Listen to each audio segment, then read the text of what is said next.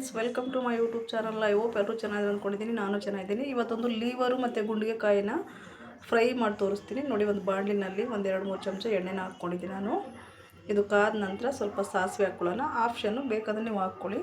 Okay, ಸಾಸಿವೆ ಹಾಕ್ತಾಯಿದ್ದೀನಿ ನಾನು. ಅದು ಚಟಪಟ ಅಂತ ಸಿಡಿದ ತಕ್ಷಣ ಬೆಳ್ಳುಳ್ಳಿನ ಒಂದು 10-15 ಕೆಜ್ಜಿಬಿಟ್ಟಿಟ್ಟಿದ್ದೀನಿ, ಸಿಪ್ಪೆನ ಇದು ಮಾಡಿಕೊಂಡು ಸೂದು.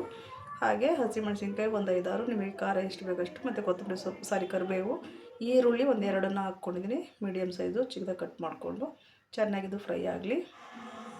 ತುಂಬಾ ಚೆನ್ನಾಗಿರುತ್ತೆ. ಸೈಡ್ ಡಿಶ್ ಆಗಿ ರಸಮ್ ಮಾಡಿಕೊಂಡು ಈ ಚಳಿಗೆ ತಿಂತಾಯಿದ್ರೆ ಸಖತ್ತಾಗಿರುತ್ತೆ. ಓಕೆನಾ, ಒಮ್ಮೆ ಮಾಡಿ ನೋಡಿ. ಮತ್ತು ನಾಟಿ ಟೊಮೊಟೊ ಒಂದು 2-3 ಚಿಕ್ಕದಾಗಿರೋದು ಕಟ್ ಮಾಡಿಟ್ಕೊಂಡಿದ್ದೀನಿ.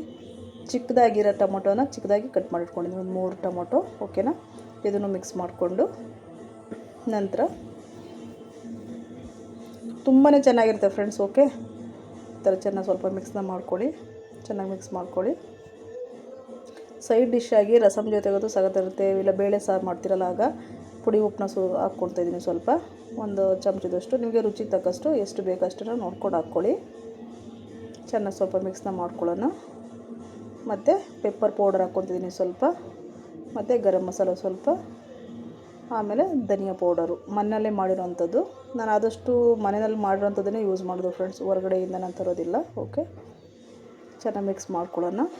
ಮಿಕ್ಸ್ ಮಾಡಿದ ನಂತರ ಮತ್ತು ಖಾರದ ಪುಡಿ, ಇದು ಕಾಶ್ಮೀರಿ ಚಿಲ್ಲಿ ಪೌಡರ್, ಇದು ಅಷ್ಟೇ ಮನೆಯಲ್ಲೇ ಮಾಡಿರೋವಂಥದ್ದು. ಖಾರನೂ ಇದೆ ಇದು, ಬಟ್ ಕಲ್ಲರು ಇದೆ. ಓಕೆನಾ, ಮತ್ತು ಕೊತ್ತಂಬರಿ ಸೊಪ್ಪನ್ನ ಸ್ವಲ್ಪ ಹಾಕ್ಕೊಳ್ತಾಯಿದ್ದೀನಿ.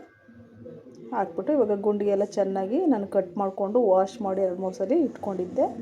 ಗುಂಡಿಗೆ ಮತ್ತು ಲಿವರ್ ಎರಡೂ ಚೆನ್ನಾಗಿ ಹಾಕ್ಬಿಟ್ಟು ಮಿಕ್ಸ್ನ ಮಾಡ್ಕೊಳ್ಳೋಣ. ಇದು ಮತ್ತು ನಮ್ಮ ಬ್ಲಡ್ ಎಲ್ಲ ನಮಗೆ ಇದರಲ್ಲಿ ಸಿಗುತ್ತೆ ಫ್ರೆಂಡ್ಸ್. ಹಿಮೋಗ್ಲೋಬಿನ್ ಎಲ್ಲ ಹೆಚ್ಚಾಗುತ್ತೆ ಇದನ್ನು ತಿನ್ನೋದ್ರಿಂದ. 1 ಲೋಟ ನೀರನ್ನು ಹಾಕ್ತಾಯಿದ್ದೀನಿ ನಾನು ಇವಾಗ. ಚೆನ್ನಾಗಿ ಮಿಕ್ಸ್ ಮಾಡಿಬಿಟ್ಟು 1 ಲೋಟ ನೀರು ಹಾಕ್ಬಿಟ್ಟು ಕುದಿಯೋದಕ್ಕೆ ಬಿಟ್ಬಿಡೋಣ.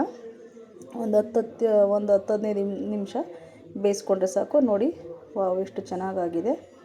ಈ ಥರ ನೀವು ಯಾವಾಗಾದರೂ ಇವಾಗ ಚಿಕನ್ನು ತರೋಕ್ಕಾಗ್ತಾಯಿಲ್ಲ, ಸೈಡ್ ಡಿಶಾಗಿ ಏನಾದರೂ ಮಾಡಬೇಕು ಅಂದರೆ ಈ ಥರ ಒಂದು ಅರ್ಧ ಕೆಜಿ 1/4 ಕೆಜಿ ತಂದ್ಕೊಂಡು ಆರಾಮ ಮನೆಯಲ್ಲಿ ಮಾಡ್ಕೊಳ್ಬೋದು. ತುಂಬಾ ಚೆನ್ನಾಗಿರುತ್ತೆ. ನಾನು ತುಂಬ ಇಷ್ಟಪಡ್ತೀನಿ ಆ್ಯಕ್ಚುಲಿ. ಮತ್ತು ತೆಂಗಿನ ತುರಿ ಸ್ವಲ್ಪ ಜಾಸ್ತಿನೇ ಹಾಕ್ಕೊಳ್ಳಿ.